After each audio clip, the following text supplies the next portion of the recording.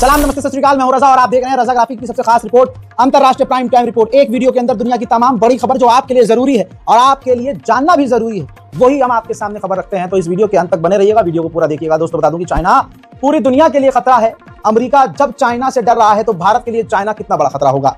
दोस्तों अभी तक हम सिर्फ हवाई बातें कर रहे थे और हमें लग रहा था कि ऐसा नहीं है, चीन इतना एडवांस। अरे भैया, कुछ दिन पहले ये वीडियो जारी किया गया था, ये देखिए, जिसके अंदर चाइना मास रोबोट बनाता हुआ नजर आ रहा है।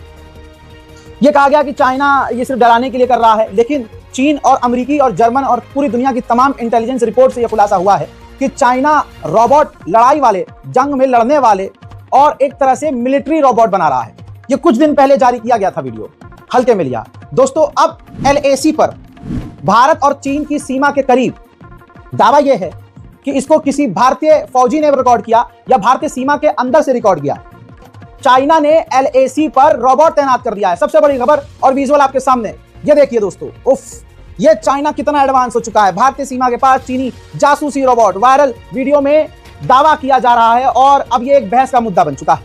सवाल यह है कि क्या चाइना ऐसे रोबोट बना सकता है? जवाब आपका दिमाग आपको दे चुका है कि जी हाँ, चाइना जितनी एडवांस तरीके से आगे बढ़ रहा है, हम गोबर और पेशाब में फंसे हुए हैं। भारत का एक खास समुदाय मुसलमानों से इतना ऑफेंड हो जाता है, खुद मकान खरीद नहीं पाते, मुसलमान जब जाके खरीदता है तो ताली बजाने लगते हैं, शोर मचाने लगते हैं, थाने का घेराव करते हैं।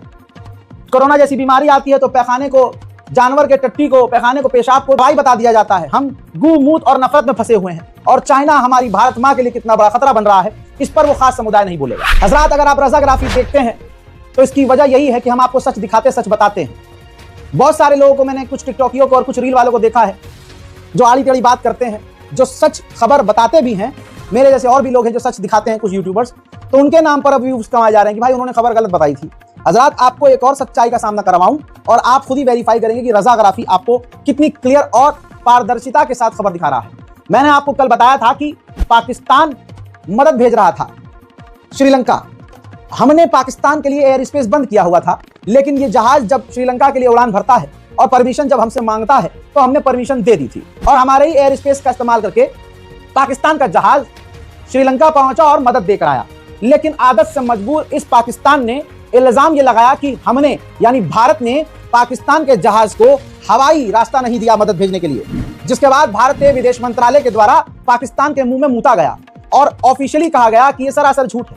हमसे पहली बार परमिशन मांगी गई और हमने पहली बार में ही पाकिस्तान के मदद ले जाने वाले जहाज को रास्ता दे दिया था। लेकिन भारत को बदनाम करने के लिए पाकिस्तान फालतू की बातें कर रहा है। बात तुमने हमारे भारत, हमारे मुल्क की बेइज्जती वाली की है। तो आइए पाकिस्तान का और पाकिस्तानियों का पोस्टमार्टम करते हैं और ये कितने हरामी झूठे हैं, हम आपको इन्हीं के पिछवाड़े से इन्हीं की तस्वीर दिखाते हैं। ये देखिए, पाकिस्तान ने जो मदद भेजी थी, पाकिस्तान हाई कमीशन ने श्रीलंका को जो मदद भेजी थी और अपनी तारीफें लिखी थी तस्वीरें शेयर करके, जरा जब हमने उसको जूम किया, जब जूम करके देखा गया तो जो पैकेट मदद के भेजे हैं वो 2024 के हैं, जो एक्सपायर हो चुके हैं 2024 में।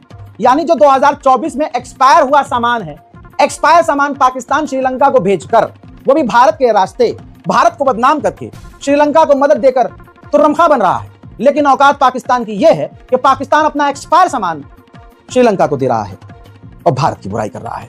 अपने गरीबान में झांको और थोड़ी सी शर्म करो और अल्लाह का खौफ करो। उधर मेरे दोस्तों, भारत के हमारे नेवल ऑफिसर ने कहा कि ऑपरेशन सिंदूर में हमारी नेवी ने पाकिस्तान की नेवी पर इतनी पैनी नजर बनाई थी कि हम चारों तरफ इस तरह से फैले थे कि वो पाकिस्तान की नेवी अपने पोर्ट के अंदर बंद हो गई थी और बाहर नहीं निकली थी। बयान सुनाऊंगा आपको अभी। पाकिस्तान के ऊपर खुलासा करते हुए हमारे नेवल ऑफिसर ने कहा कि पाकिस्तान की नेवी पर हमारी पल पल नजर है और यही चीज चीन की नौसेना पर भी अप्लाई होती है।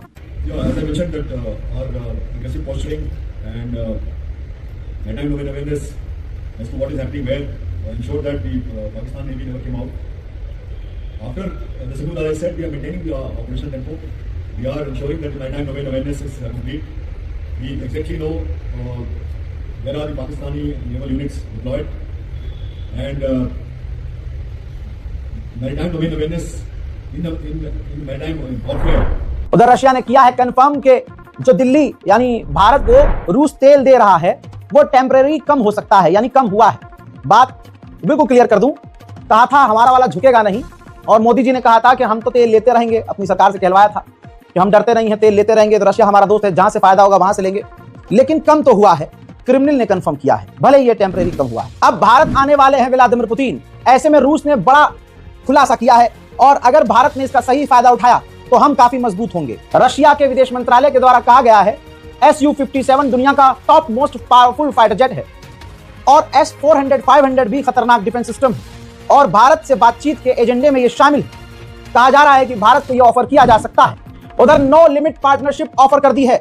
रशिया ने भारत की बल्ले बल्ले कर दी है, दिल खोलकर भारत के आगे बिछा दिया है। दोस्तों, भारत के लिए कहा है रूस ने कि नो लिमिट ऑन पार्टनरशिप, जितनी पार्टनरशिप चाहिए रशिया से भारत को जो चाहिए, भारत को रशिया वो सब देने को तैयार है। उधर खबरों का असर होता है, सोशल मीडिया की ताकत है। दोस्तों, हमने आपको बताया था कि इमरान खान पाकिस्तान के पूर्व प्रधानमंत्री जिंदा हैं या मारे गए नहीं पता है, प्रेशर का असर होता है। अब पाकिस्तान के पूर्व प्रधानमंत्री इमरान खान की बहन को 20 मिनट के लिए उनके भाई इमरान खान से मिलने दिया गया, यानी इमरान खान जिंदा है, लेकिन उनकी बहन ने मीडिया को बताया कि बहुत बुरी हालत में है, टॉर्चर किया जा रहा है, छोटे से सेल के अंदर रखा गया है।